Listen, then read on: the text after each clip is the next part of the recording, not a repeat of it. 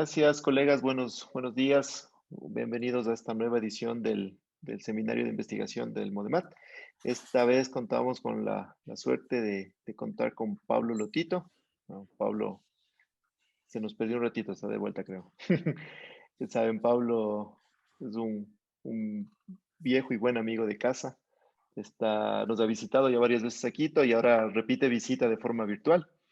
Así que, Pablo, bienvenido. Muchas gracias por aceptar nuestra invitación a esta modalidad nueva, pero igual pretende ser lo más cálida posible de nuestro seminario. Y bueno, Pablo nos va a compartir algunos modelos de demanda de tráfico. Pablo, la audiencia es tuya. Bueno, muchas gracias Sergio por la invitación. La verdad que es un gusto participar de estos seminarios. Así que, bueno, y el trabajo que les voy a contar tiene que ver con lo que una línea de trabajo que venimos llevando adelante con Lisandro Parente, que entiendo que ya ha participado de estas charlas, ya lo han escuchado en algo distinto, y con Sí. Lucas Corrales, que es un tesista que está justamente haciendo la tesis en este tema y esperemos que termine pronto. No me está escuchando, sino insistiría más con eso de que termine pronto. Bueno, las transparencias están en inglés, pero yo voy a seguir con el español, va a ser lo mejor, me parece. Voy a motivar por qué nos interesan los problemas de tráfico. Vamos a ver qué significa afectar el tráfico o asignar el tráfico, que eso va a tener que ver con una demanda de tráfico, que es lo que queremos estimar. Entonces vamos a hablar del problema del ajuste de esa demanda.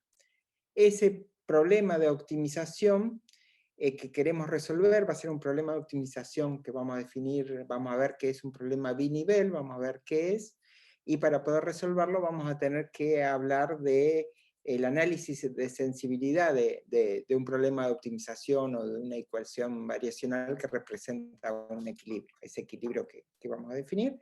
Y después, si llegamos con el tiempo, vamos a ver cómo se extendería esto que está pensado para el tráfico de vehículos particulares a el transporte público, es decir, al uso de colectivos, como le llamamos acá, ¿no? Ómnibus colectivos. Bueno, por mis visitas a Quito, sé que ustedes también saben lo que es la congestión, no hace falta definirla, esa foto es muy elocuente, y salvo que algo cambie drásticamente, y la crisis de la pandemia no fue el caso, esto va a ser cada vez peor, ¿no? Va a ser cada vez peor porque cada vez hay más autos y el espacio para que circulen esos autos siempre es el mismo. Es muy difícil que se aumenten las calles. Se pueden hacer algunas modificaciones urbanas para ampliar ciertas avenidas, pero en general eso es marginal. El gráfico que está ahí, ahora desactualizado, pero basta para mostrar cómo necesariamente va a crecer la congestión, porque la población crece a una tasa importante, y la cantidad de autos por persona también crece. Es decir, no solo crece la cantidad de gente, sino también crece la cantidad de autos por unidad de gente. O sea que la cantidad de autos crece mucho más que la gente. Y las calles son las mismas. Así que todo el mundo quiere ir en auto, por lo menos acá en Tandil o en Buenos Aires, todo el mundo quiere desplazarse en auto. Los medios de transporte público generalmente son una alternativa, pero no la mejor. Entonces, la congestión es claramente un problema. Entonces, con eso en mente, hay varias varios problemas que se pueden atacar en este sentido, y una clase de problemas tiene que ver con el diseño de la red. Eso tiene que ver con modificaciones en la infraestructura que tengan un impacto en la distribución del tráfico. O hacer modificaciones en la infraestructura también, o en algunos otros parámetros que tengan que ver con la demanda del tráfico. Es decir, por ejemplo, reubicar a las personas para que, por ejemplo, vivan más cerca de su trabajo, ¿no? Eso es algo que podría hacerse a un largo plazo. O esto que acabo de decir, ¿no? La modificación de dónde viven las personas para que se desplacen lo menos posible. Eso tiene que ver con el diseño de la red, pero también hay otros problemas que hemos estudiado que tienen que ver con la regulación del tráfico, con el control del tráfico. Entonces, esto tendría que ver con definir el sentido de las calles o definir normas de tránsito estáticas que afecten a ese flujo, o ya en dinámico, definir los tiempos de verde de los semáforos para que tengan un impacto en el flujo dinámico del tráfico. Incluso hemos estudiado también problemas que tienen que ver con el control con retroalimentación, el control en feedback, observando el tráfico en las distintas calles y actuando en función a eso en los tiempos de verde para reducir la congestión global, no local, ¿no? Y otra gran clase de problemas tiene que ver con el pronóstico. Actualmente es un tema muy estudiado porque tiene mucha utilidad en el guiado de las personas a través de Google Maps o de Waze o otras herramientas que uno puede guiar a los conductores, pero para eso tiene que tener cierto pronóstico de cómo se va a comportar el sistema, porque si uno asume las condiciones actuales como fijas, puede estar muy equivocado, ¿no? en el futuro corto, es decir, en media hora quizás la situación cerca del destino esté mucho más complicada de lo que está ahora. Y también, sobre todo, para los vehículos autónomos. Todos estos problemas que mencioné necesitan dos ingredientes fundamentales. Uno es la demanda de tráfico y otro es el comportamiento de los usuarios. ¿Qué es la demanda de tráfico? Es saber de dónde a dónde quiere ir la gente. Cada usuario del sistema, de dónde a dónde quiere ir. No solo necesitamos saber cuántos vehículos se van a desplazar, sino de dónde a dónde quieren ir. Y el otro insumo es saber cómo se van a comportar esos vehículos. Necesitamos algún modelo que nos diga que los vehículos van a preferir ir por el camino más corto en distancia o más corto en tiempo, es decir, el más rápido. Que van a relativizar esas preferencias. O quizás hasta podríamos pensar en que van a elegir entre un camino rápido que tenga peaje o un camino más lento que sea más barato. Entonces esa decisión entre cuánto pago por el tiempo, ese valor del tiempo, también debería estar en este modelo para que a partir de la demanda de tráfico que conozcamos podamos decidir por dónde vamos. Entonces, lo que dije, vamos a tratar de formalizarlo, y para eso vamos a usar este modelo, donde vamos a tener la red de tráfico, la vamos a representar sobre un grafo que va a tener sus nodos y sus aristas que corresponden a las calles. Vamos a tener un subconjunto de los nodos que van a ser los destinos, hacia donde la gente va. Vamos a suponer que los orígenes o de donde comienza el viaje son todos los nodos, también podríamos considerar un subconjunto de nodos. Y vamos a considerar para cada par nodo-destino una cantidad no negativa, que es la demanda de viajes. ¿Cuántos viajes quieren ir desde ese origen I, estoy parado acá, desde ese origen I hasta esa demanda D? Eso es lo que vamos a llamar demanda, y la anotamos con G, porque bueno, la D ya la usamos para el destino.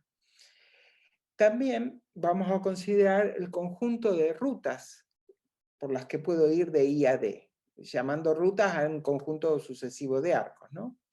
Entonces, R y D va a ser el conjunto de rutas de I a D, y R sin índice ni superíndice va a ser la unión, el conjunto de todas las rutas posibles. Para esas rutas vamos a asignar un flujo, que acá lo estoy llamando X sub R, un flujo, es decir, una cantidad de autos, que en este modelo es un número real, ¿no? No va a ser un número entero, no nos vamos a preocupar por variables enteras, va a ser una variable continua, positiva, no negativa, que representa la cantidad de viajes.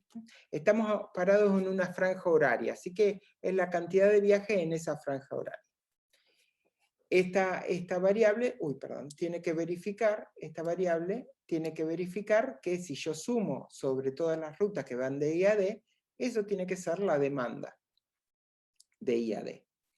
Y si sumo los flujos sobre las rutas que pasan por un determinado arco, eso va a ser lo que voy a llamar el flujo en ese arco. Y voy a suponer que el tiempo de recorrer ese arco va a depender va a depender a través de una cierta función del flujo en ese arco. Es lo que voy a llamar el tiempo de viaje en el arco.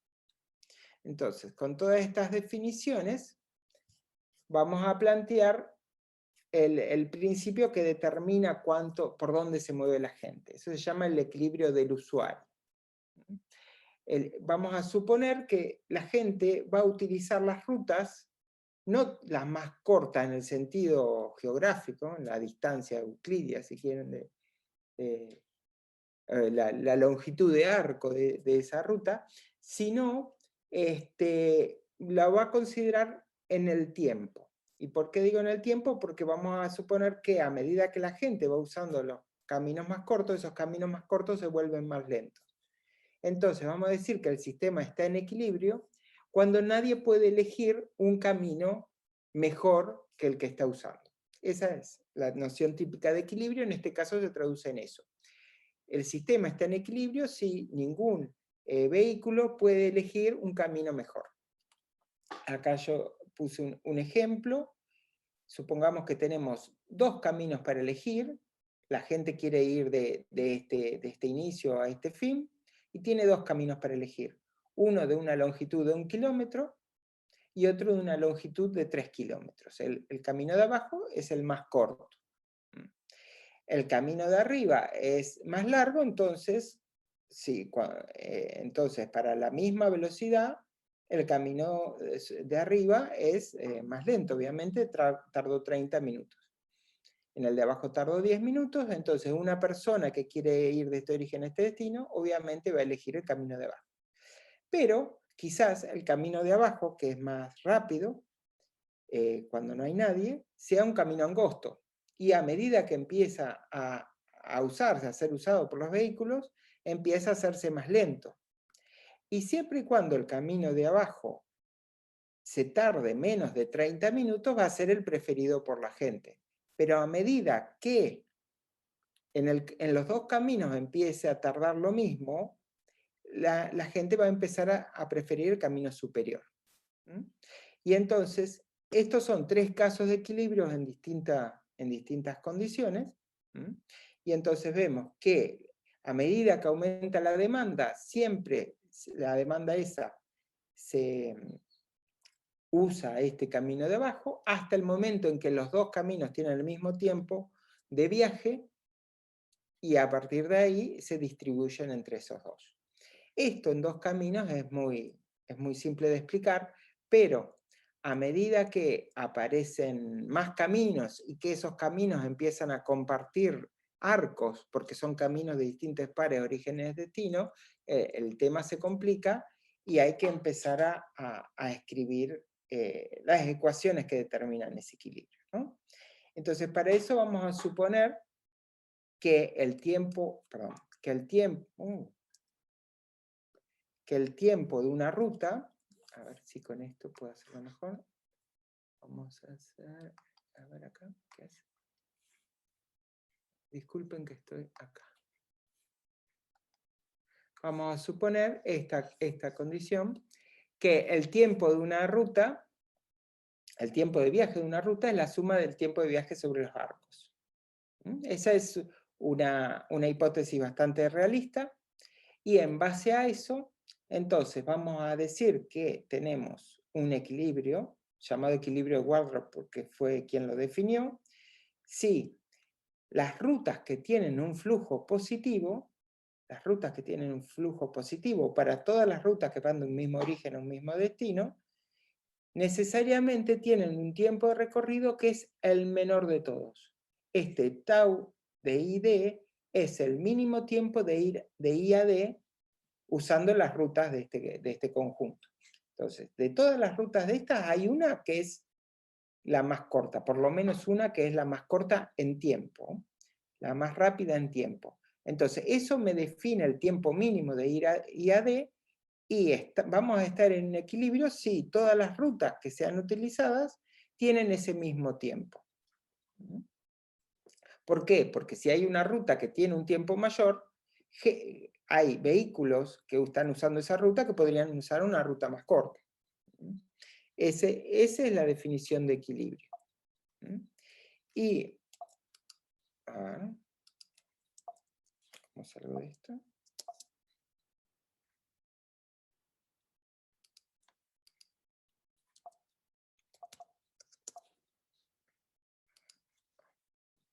Bien. Ahí está. Disculpen que no me anda bien esto. Bien, entonces, ¿cómo se calcula ese tiempo de la ruta? Dijimos que era la suma de los tiempos sobre los arcos. Y un modelo para los tiempos sobre los arcos que tenga en cuenta el flujo de vehículos, es decir, yo dije que a medida que la gente usaba los arcos, el tiempo de viaje aumentaba. Y eso está muy estudiado, los ingenieros civiles tienen lo que se llama el manual de caminos, por lo menos acá en Argentina, el Highway Manual, donde hay distintos modelos para esto, ¿no? Lo más clásico es este modelo donde cuando no hay flujo, es decir, cuando f vale 0, yo tengo un tiempo inicial, que sería el tiempo de ir a cierta velocidad permitida por ese arco. Pero a medida que el flujo empieza a hacerse importante, ese tiempo va a aumentar. Al principio va a aumentar de manera suave, hasta llegar a lo que se llama la capacidad crítica, donde empieza a aumentar cuando este flujo supera a este C, este término es mayor que, este cociente es mayor que 1, y este exponente, que suele ser alrededor de 4, hace que esto aumente rápido.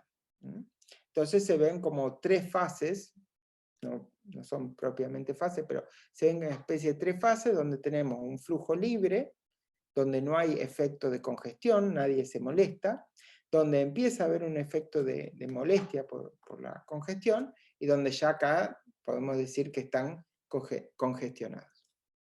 Ese es el modelo de tiempo de viaje como función de la cantidad de vehículos.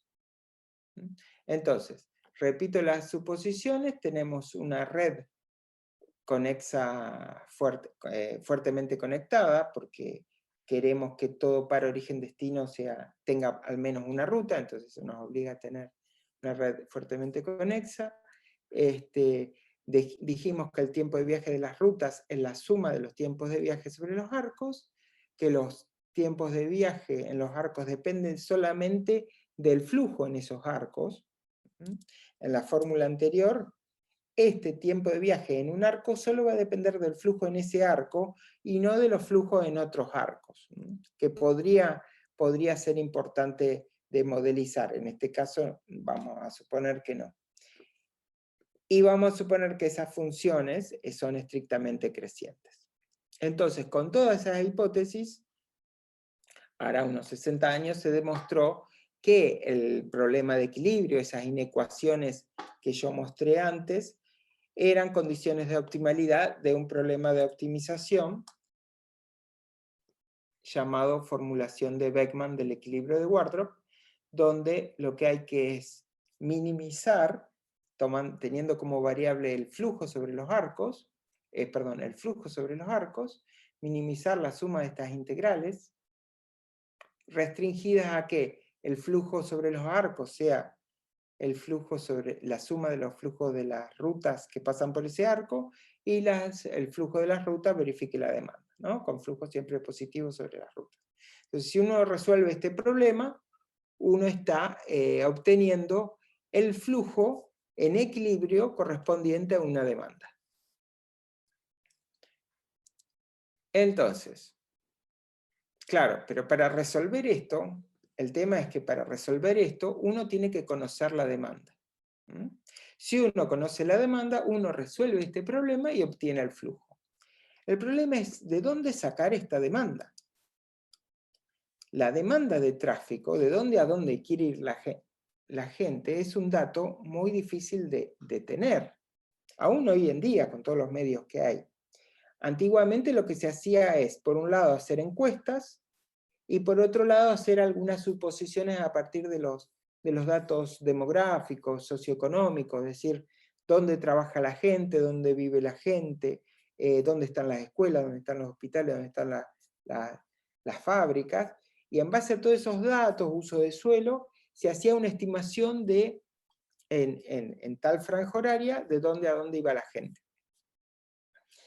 Pero eso es muy costoso, ya el hecho de hacer encuestas es muy costoso, todos los otros datos son estimaciones muy heurísticas.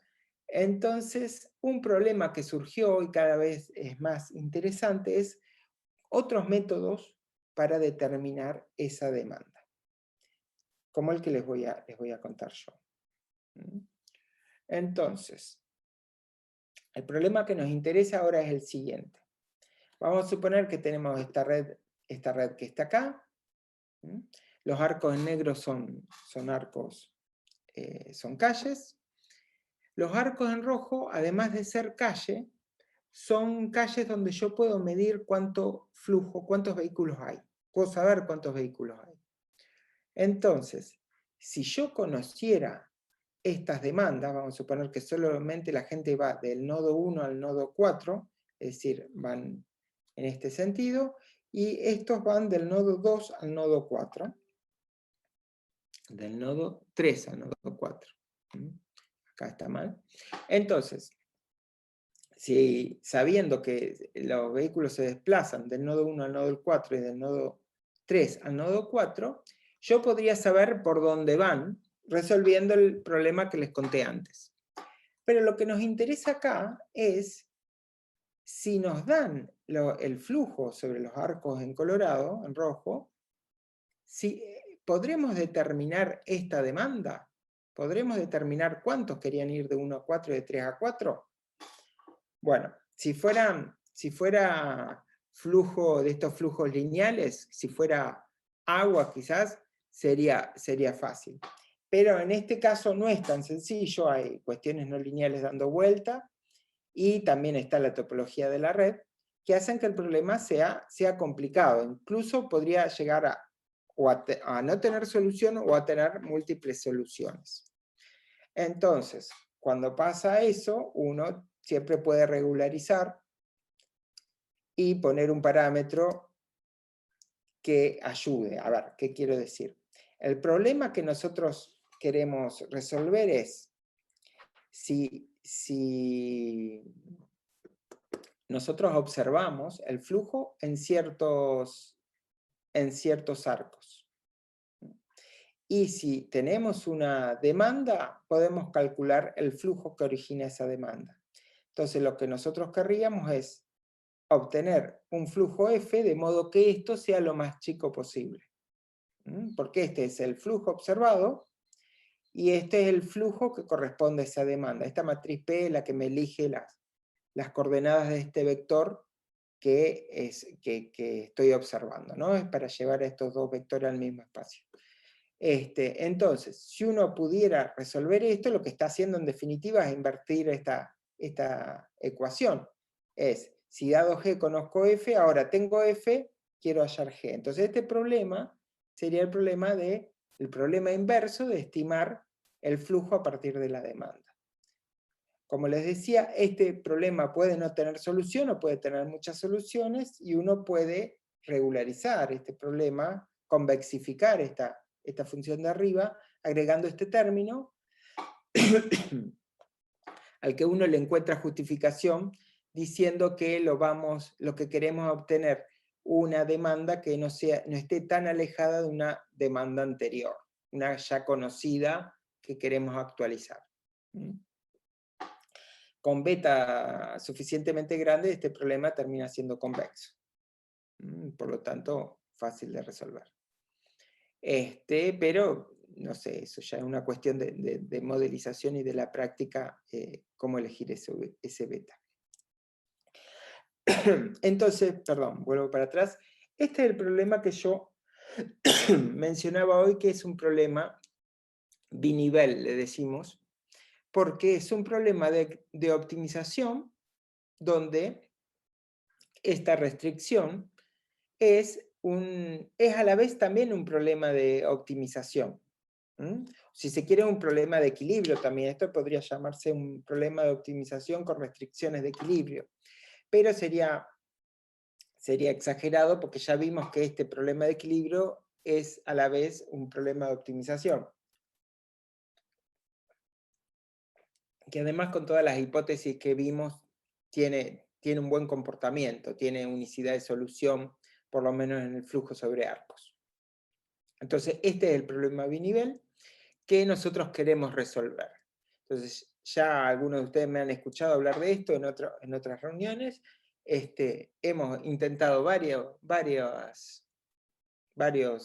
approaches, varios métodos, varias líneas de trabajo, además de las que ya existían, como la de Codina Barceló de 2006, que usa gradiente proximal y una especie de bundle, una heurística para construir ese subgradiente, el subdiferencial.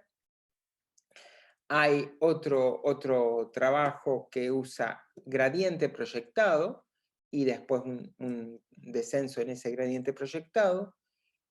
Nuestro primer aporte fue combinar estos dos métodos, tomando lo mejor de cada uno para mejorar estas dos versiones previas, siempre sin ningún resultado de convergencia, en ninguno de los tres trabajos. Después, basándonos en la reescritura del problema en sus condiciones de KKT, planteamos un método de lifting, usando la teoría, lo que cuenta Solodov en su libro, que tiene antecedentes de otros autores, pero haciendo un método de lifting que consiste en llevar las condiciones KKT a un espacio de mayor dimensión, donde justamente la condición de complementariedad, que es la que trae problemas en la diferenciabilidad, se reescribe de una manera que termina siendo diferenciable o semidiferenciable y nos permite.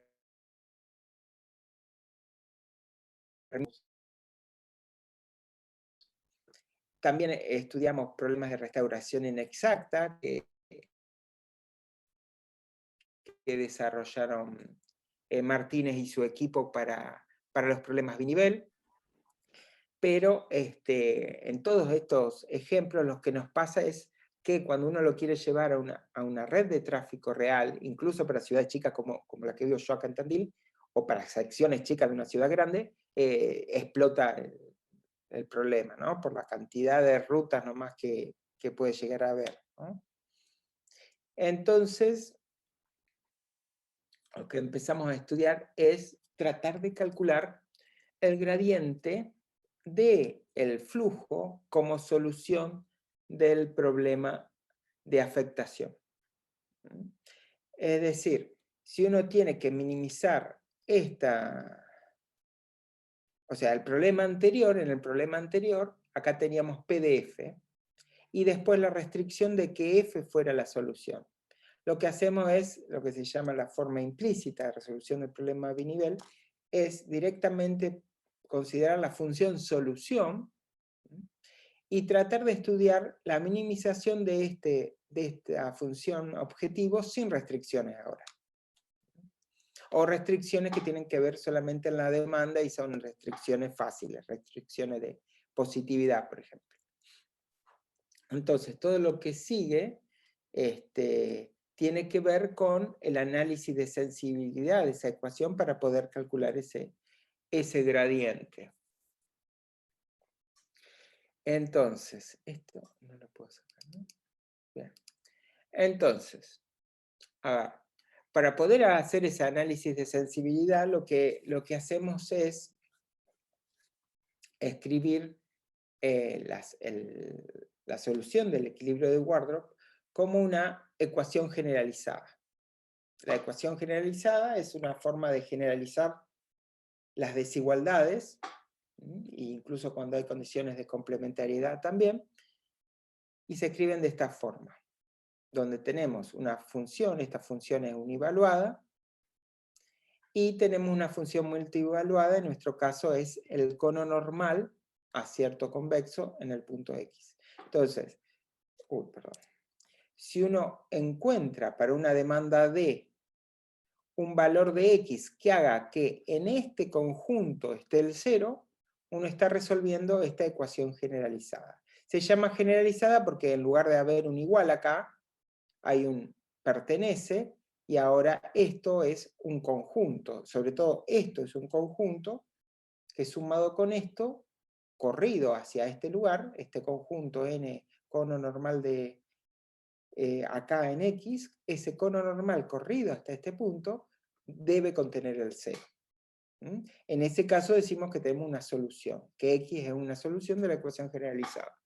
Entonces, cuando X es el flujo sobre las rutas, un vector pi, que es el multiplicador de Lagrange asociado a la conservación de la demanda, a que la suma de los flujos verifiquen la demanda, y B es el vector de flujo sobre los arcos, cuando X es este vector, la función XD tiene esta forma tiene que ver con el tiempo de recorrido, donde acá este término me va a calcular el tiempo de viaje de la ruta, y este tiempo y esto me va a dar el mínimo tiempo de recorrido de esas rutas.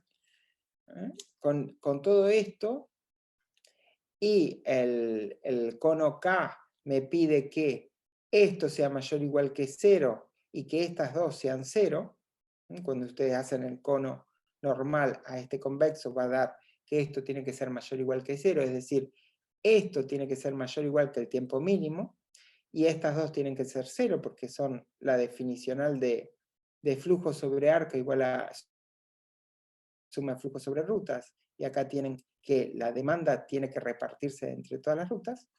Con todo esto, esta ecuación generalizada está representando el equilibrio de Wardrop. ¿Cuánto tiempo tengo, Sergio?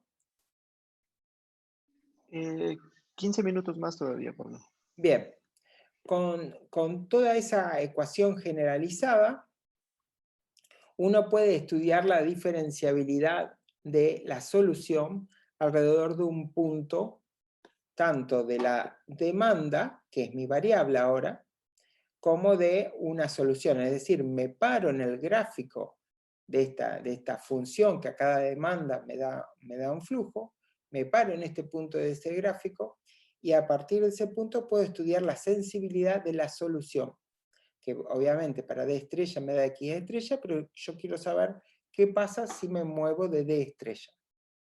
Lo que estoy haciendo es localizando en el gráfico, porque ya dije que podía haber multiplicidad de soluciones, entonces me estoy localizando en un punto del gráfico y voy a estudiar localmente alrededor de ese punto qué pasa. Y esto, bueno, hay muchos trabajos de esto originados por Robinson, creo, pero bueno, últimamente el libro de Don Jeff Rockefeller me parece que es el que mejor formaliza todo esto que estuvo dando vuelta. Y entonces, en base a lo que se llama el cono crítico, en este punto, el cono crítico es una cara del cono tangente, la cara del cono tangente que justamente me está exponiendo esta función, este campo acá. Eso es el cono crítico que en nuestro problema se puede formular explícitamente. Y el cono crítico son todos los vectores, recuerden esto era flujo sobre rutas, esto era tiempos más cortos y esto es flujo sobre arcos. Entonces, este icono crítico son los vectores de este tipo, tales que si la ruta R, o sea, yo voy a analizar las componentes de estos vectores. Recuerden que H tenía componentes de las rutas. Entonces, si yo estoy parado en un X estrella, entonces, para saber cómo tiene que ser la componente R de H, tengo que ver qué pasaba con la componente R de H0. Si esa componente era 0 y el costo de esa ruta era mínimo, el flujo correspondiente a esta tiene que ser mayor o igual que 0. Y si el costo de esa ruta era mayor que el mínimo, es decir, una ruta no utilizada, entonces, si era una ruta no utilizada, en este icono crítico la ruta tampoco tiene que ser utilizada. De paso, fíjense que esto, yo les había dicho que si la ruta era utilizada tenía que tener costo mínimo. Nunca dije que si la ruta tenía costo mínimo, entonces era utilizada. Si eso pasara, estaríamos en el caso de complementariedad estricta, que seguramente les suena de los problemas de optimización, que es cuando las condiciones de complementariedad se dan estrictamente. Estoy siendo redundante, ¿no? Pero es o el multiplicador es 0 o la restricción, el multiplicador es 0 y la restricción está activa, o al revés, pero exclusivamente. Pero eso puede no pasar, y de hecho pasa mucho acá. Puede haber que el tráfico se puede distribuir por rutas de costo mínimo, y puede haber rutas de costo mínimo que no estén utilizadas. Eso pasa en el flujo sobre las rutas. Entonces podemos estar en esta condición. Lo que me está pidiendo este icono crítico es que si hay rutas en lo que pasa eso, cuando yo estudie la sensibilidad, las direcciones admisibles, el flujo tiene que ser sobre esas rutas positivo. En todas las rutas que no mencioné, el flujo puede ser tanto positivo como negativo. Bien, y entonces, lo que dice la teoría es que si uno quiere obtener la derivada o la derivada de desafectación respecto de la demanda, la derivada de X respecto de la demanda, fíjense que esto es muy parecido al teorema de la función implícita.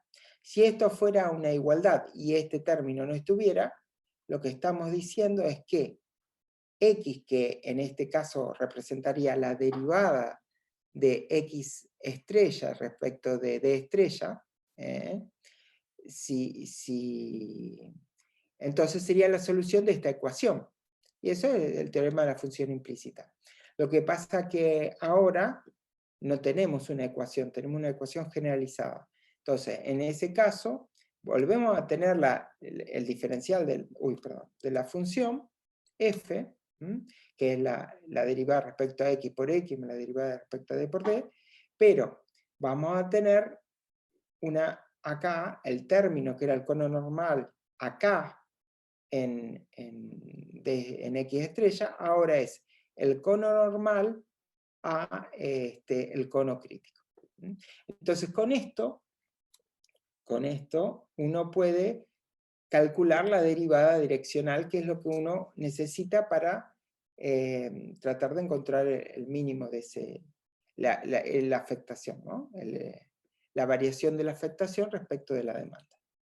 Bueno, esto se termina traduciendo en esta ecuación generalizada, ¿no? Yo reescribo usando las definiciones de f y de este k, y esto termina siendo lo que queda. Esta ecuación generalizada es lo que queda.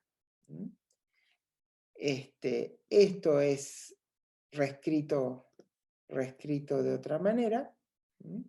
0 está, 0 está en esta, fíjense que es la primera línea de esta ecuación por bloques. Esto tiene, si 0 está en esto más 0, esto es igual a 0, esto es igual a 0, y entonces este es el sistema que define la derivada de X respecto de la demanda. Entonces, finalmente, esta ecuación generalizada define un problema de optimización ahora, que lo escribo acá. Este problema de optimización es el que, si yo resuelvo, me define la derivada de la solución respecto de la demanda. Sería la derivada direccional. Derivada direccional de la solución respecto de la demanda en la dirección H. Esto es similar al problema que teníamos originalmente, similar, es decir, es un problema de optimización con restricciones de redes, con la diferencia de que el H ahora, el flujo sobre las rutas, puede ser negativo. Puede ser negativo, pero debe verificar las condiciones que le mostré antes. Entonces, tenemos una fórmula para calcular la derivada direccional de la solución. Y con esa derivada direccional yo podría tratar de reconstruir el gradiente o el jacobiano de mi solución. Pero ¿qué pasa? Para eso necesito algunas condiciones de diferenciabilidad. Si tuviera una condición suplementaria, tendría la diferenciabilidad tipo Bulligan, y con una condición, esto lo voy a pasar rápido, con una condición suplementaria tendría una diferenciabilidad de tipo Frechet, que me permitiría calcular el jacobiano calculando derivadas direccionales en las distintas direcciones. Hay condiciones teóricas para garantizar eso, pero que en general son muy difíciles de verificar. Son más difíciles de verificar que resolver el problema. Entonces, disculpen que esto lo paso rápido. Hay formas de calcular el subgradiente, eso después al que le interese se lo puedo contar. Lo que les quiero mostrar es que usando esa fórmula para el subgradiente, fíjense qué feas son las curvas de nivel en el caso simple, en el caso de red pequeño que mostré al principio, ese que tenía 2 demandas. Estas son las curvas de nivel para ese problema con ciertos parámetros. En ese problema chico pudimos enumerar todas las rutas y aplicando lo que les mostré antes, esa fórmula de forma de calcular la derivada direccional y utilizando esa forma para aproximar el gradiente, pudimos obtener un método que avanza en cierto sentido, pero bueno, tiene esa lentitud al acercarse, ¿no? Las direcciones se van haciendo cada vez más ortogonales a la dirección rápida de descenso. Así que ese es el primer resultado. Nosotros estamos trabajando en cómo llevar esto a redes grandes, y lo que el objetivo de la tesis de Lucas que mencionaba al principio es adaptar toda esta formulación, pero para no tener que enumerar las rutas, que eso es imposible en redes grandes. Lo que estamos trabajando es una formulación que en vez de usar el flujo sobre las rutas, usa el flujo sobre los arcos. Y tratando de redemostrar todo lo anterior, o reformular todo lo anterior para ese caso. Pero me quedan 5 minutos y lo que les quería contar es un panorama mucho más negativo en el caso del transporte público, porque en el caso del tráfico pudimos, aunque sea, escribir un algoritmo, pero en el caso del transporte público hay un único modelo que yo conozco de asignación que es interesante, o sea, como un modelo de asignación que no sea estadístico, quiero decir, ¿no? Que tiene que ver con, por empezar, bueno, tenemos una red de transporte público donde vamos a tener paradas, gente que baja hacia los colectivos, distintas líneas de colectivos van a unir quizás los mismos pares de nodos, y va a haber posiblemente posibilidad de caminar entre distintas paradas, ¿no? Eso suma un montón de complejidad, sobre todo porque los usuarios del transporte público van a tener la opción de elegir distintas líneas para seguir, y de antemano no sabemos cuáles van a elegir, y entonces lo que uno empieza a trabajar son con estrategias de movimiento, y que tiene que ver con cada usuario no va a elegir una línea, sino va a elegir un conjunto de líneas que pueda tomar en función de la que llegue primero. Le va a decir, para ir de tal lado a tal lado voy a tomar el colectivo A o el B según el que llegue primero. No va a decir voy a tomar el A, voy a tomar el B, va a decir voy a tomar el que llegue primero. Y eso complejiza bastante el problema. Entonces, la formulación que nosotros seguimos es la que introduce Cominetti en sus trabajos con Minetti y Florian, creo que es el primero, después con Cepeda, y un Cominetti Correa también anterior. Entonces, en estos trabajos nosotros tenemos, como antes, la demanda de ir de I a D, y esa demanda tiene que, si yo sumo todos los pasajeros que venían por los arcos que llegan ahí, y que también van a esa demanda, me tiene que dar los pasajeros que usan los arcos que salen del nodo I y que también van a ese destino D. Entonces esta es la conservación de la demanda. Y lo que vamos a suponer ahora, B corta es el flujo, ¿no? El flujo sobre los arcos. Y ahora F no es más el flujo sobre los arcos, sino es la frecuencia que tiene sobre un arco el transporte que pasa por ese arco. Y lo que el modelo de congestión, en este caso, tiene que ver en cómo varía esta frecuencia del colectivo, en este caso, ¿no? Esta frecuencia varía de esta manera. A medida que aumenta el uso de esto, la frecuencia va a ir disminuyendo. Y por lo tanto, el tiempo de espera va a ir aumentando. El tiempo de espera se relaciona con el recíproco de la frecuencia, ¿no?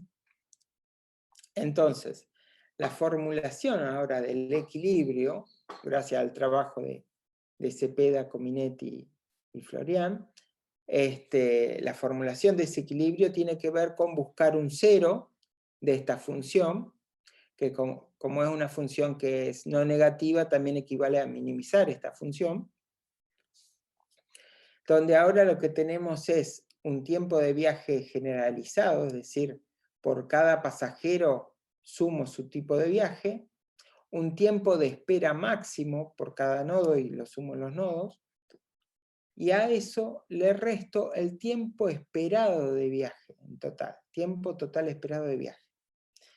Este tau es ese tiempo esperado de viaje, y que es como la solución de una ecuación de Bellman que tiene que ver con ese tiempo mínimo que yo hablaba, pero ese tiempo mínimo tiene que ser calculado sobre las estrategias.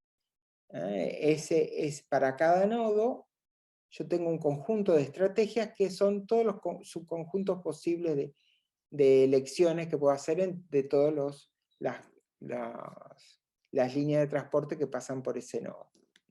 Entonces, acá está el demonio. Cuando dicen que el demonio se esconde en los detalles, bueno, en este detalle, entre otros, está el demonio, y esto hace re complicado, súper complicado la evaluación de esta función, que hay que minimizar, o encontrar un cero de esta función.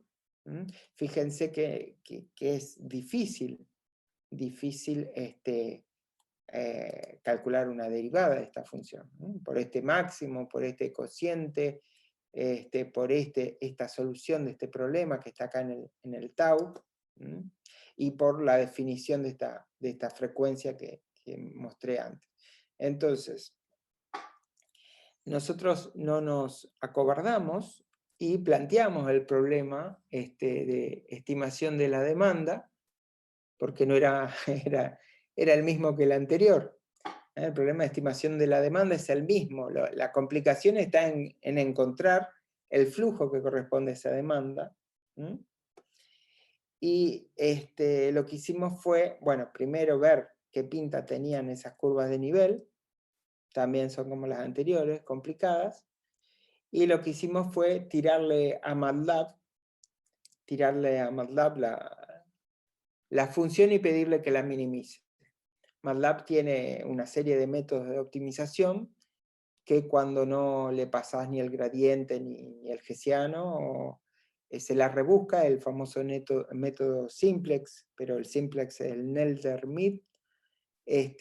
Con ese método va buscando el mínimo, lo va encerrando en un simplex, por eso se llama método simplex. Ese simplex lo va ajustando con cierto criterio y encuentra una solución subóptima. Y entonces nosotros lo que hicimos fue eso, pedirle a MATLAB que resuelva ese problema. Y esto es lo que encontramos para esta red ínfima, ¿no? Red muy simple. Y, a ver, no, y eso entonces, en el caso del transporte público, no tenemos esperanza en hacer análisis de sensibilidad de la solución, de la afectación de tráfico. Sí tenemos esperanza en encontrar algún método que ande mejor que en el DER-1000, o lo que estamos trabajando también es tratar de aproximar la función de afectación por una red neuronal, o mejor todavía, aproximar esa inversa por una red neuronal. Esta es una chica que es ingeniera de sistemas que está tratando de ver qué pasa, por lo menos en teoría suena bien, la red neuronal en general, si uno aumenta sus capas y sus variables, tiene bastante poder de modelización. Entonces, bueno, ver qué pasa si uno puede afectar el tráfico a cierta demanda, y con esos pares demanda y tráfico afectado, entrenar una red y ver si uno puede usarla para el problema inverso. Así que bueno, eso es lo que les quería contar, y eso es lo que estamos trabajando. Muchísimas gracias, Pablo, por esta súper interesante charla. Es tiempo de las preguntas. Por favor, preguntas, comentarios. Hola, yo tengo una pregunta. Entonces, Dale, David. perdón. Sí. ¿Cómo estás, Pablo? Gracias por la charla, es muy interesante. Con respecto al problema binivel, tengo una pregunta. No sé, el caso del problema binivel, ¿tú caracterizas algún tipo de sistema de optimalidad como solución de ese problema binivel? Claro, a ver, el problema binivel, voy a ver dónde... Bueno, el problema binivel, los trabajos anteriores sí, tenían que ver con eso que mencionás. En la aproximación que estamos haciendo ahora, directamente reemplazamos implícitamente la función que a cada demanda le asigna la solución, y lo que tratamos es de obtener la derivada, el gradiente de esta función. Cuando uno hace el gradiente de esta función, es esta parte, o sea, estamos calculando el gradiente respecto de g de esta función. Entonces, la derivada respecto de g de esta parte es inmediata, para esta parte derivamos respecto de f, y después derivamos a f respecto de g.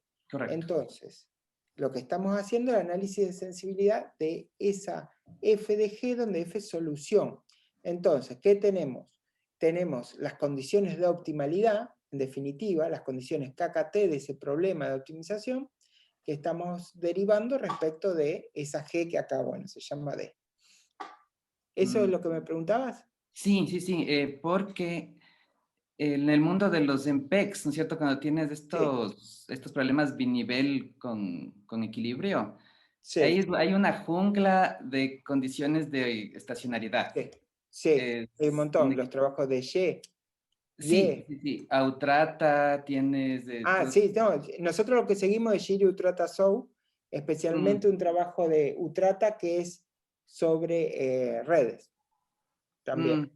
Entonces, claro, o sea, caracterizar un punto estacionario, por ejemplo, en estos problemas, también se vuelve un reto, porque tienes problemas que son básicamente o Clark estacionarios, o son solamente Bulligan estacionarios, son solamente Mordukhovich estacionarios. Entonces, no sé si es que hay algún tipo de caracterización en tu caso, o puedes garantizar, no sé, estacionalidad fuerte, tal vez para... Mira, nosotros estamos en un problema. Primero dimensión finita, Ujú. y después poliedral, y convexo. Ah, ok, es poliedral. Y sí, sí, sí, absolutamente poliedral. Ah, ya. Entonces, estamos en el mejor de las condiciones, así Sí, sí, sí, todo sí. es complicado. O sea, por eso yo no hablo tanto de MPEC, hablo de binivel, ¿no? Ya, Porque ya, tenemos, ya. el problema a nivel inferior es convexo, entonces es un problema de optimización convexa. Tiene solución única porque, solución única en flujo sobre arcos, ¿eh? Y Ya. no sobre redes. Y entonces tenemos resultados interesantes, por eso pude escribir tan fácilmente, lo pasé muy Ujú. rápido, porque Sí. no me da el tiempo, pero podemos escribir el, el subgradiente, tenemos todas esas condiciones acá. ¿Mm? Claro, puedes caracterizar del subgradiente. Ese es el de Clark, me imagino, ¿no es cierto? Sí, sí, sí, el de Ajá. Clark, sí. Sí, y esto está adaptado del trabajo de Utrata, que te mencionaba antes. Claro. El problema con eso, que al principio nos entusiasmamos mucho, pero pensando que teníamos la fórmula para el subgradiente, pero esa fórmula depende de una elección de índice particular. Existe Mm, una elección de los índices claro. correspondientes a las restricciones que no son estrictamente Activas o complementarias. inactivas.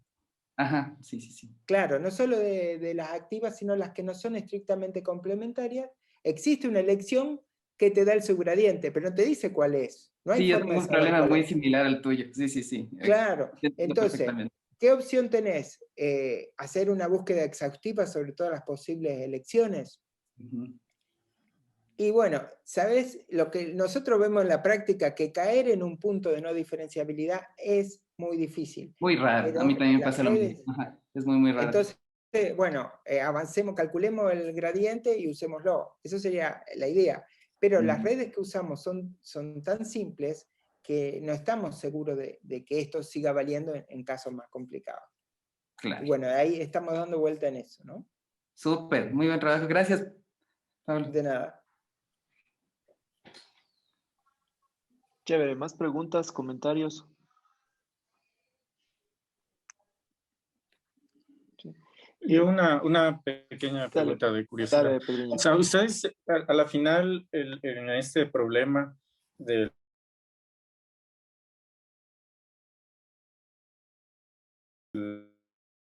del de tráfico, Sí. y, ¿El problema de tráfico? Sí. sí, Un problema sí, cuadrático. pero Sí. digamos,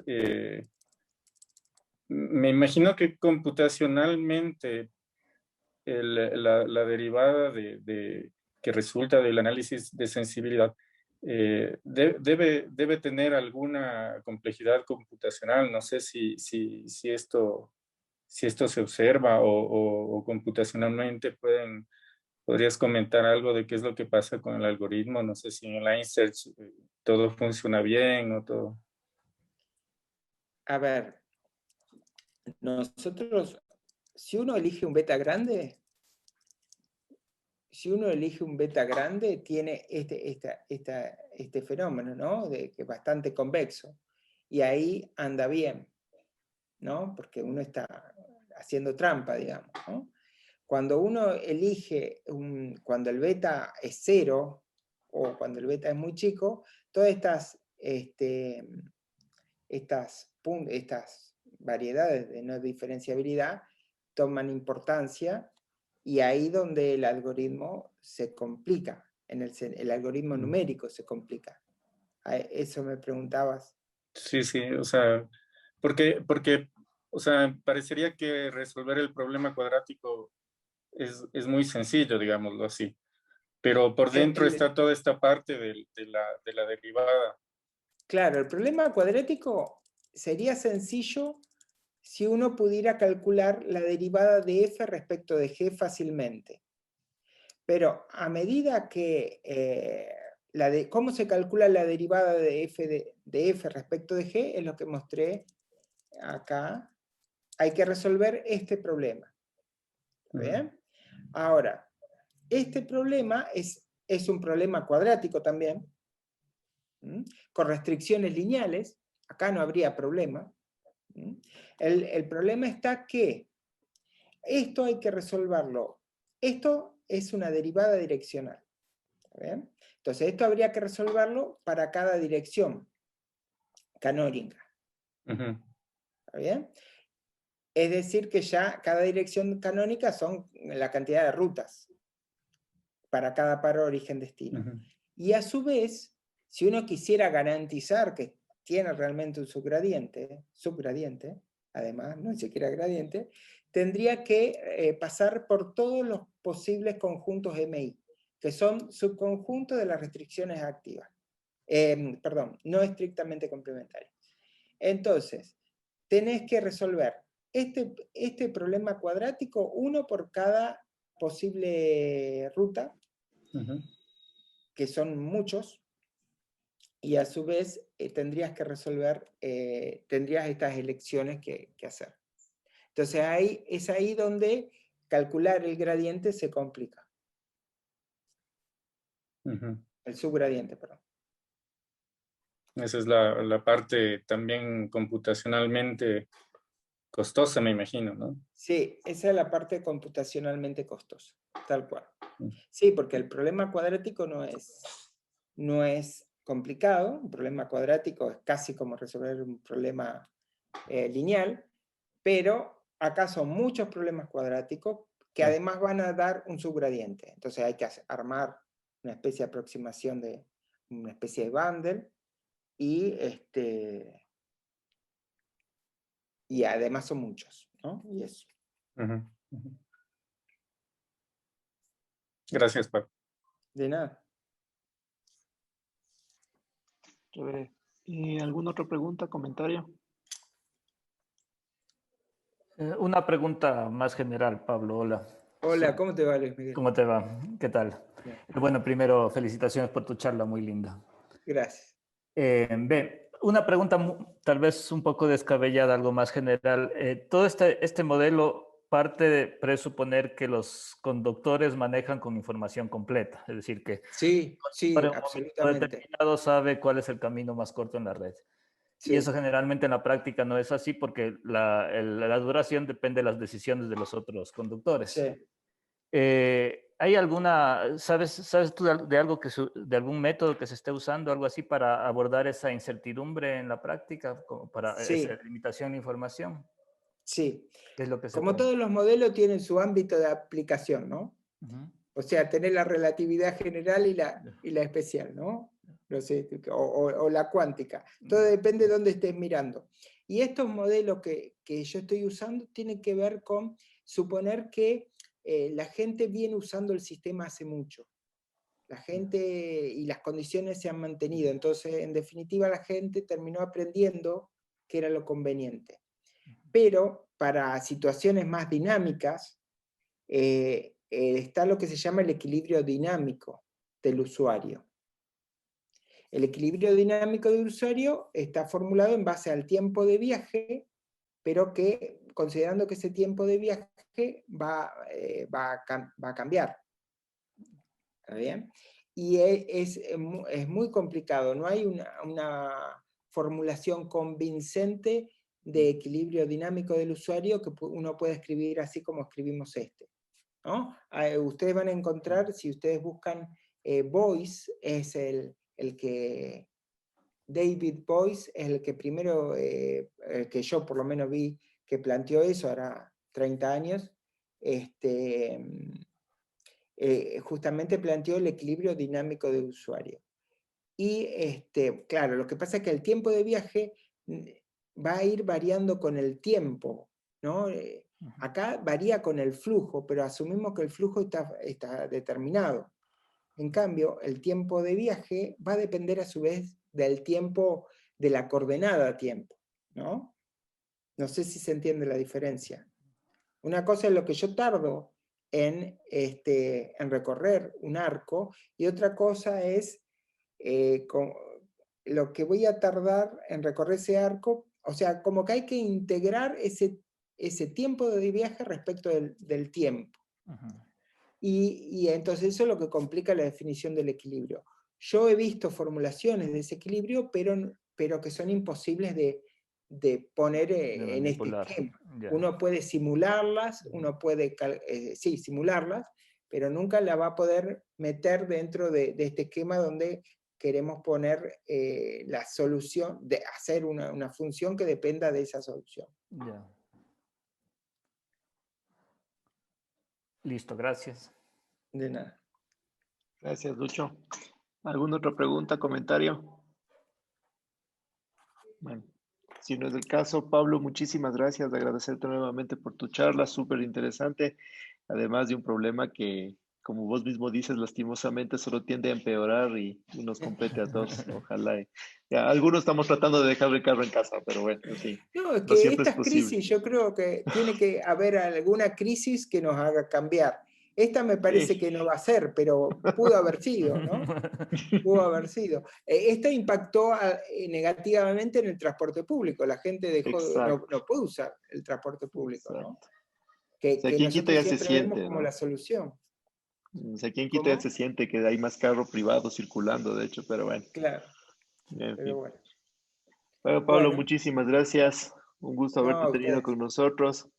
Gracias por la buena onda, colegas. Gracias por su participación. Ya nos vemos la próxima semana. Cuídense. Un buen fin de semana para todos. Gracias, igualmente. Cuídense. Adiós. Gracias. Bye. Chao, chao. Gracias. Chao. Chao.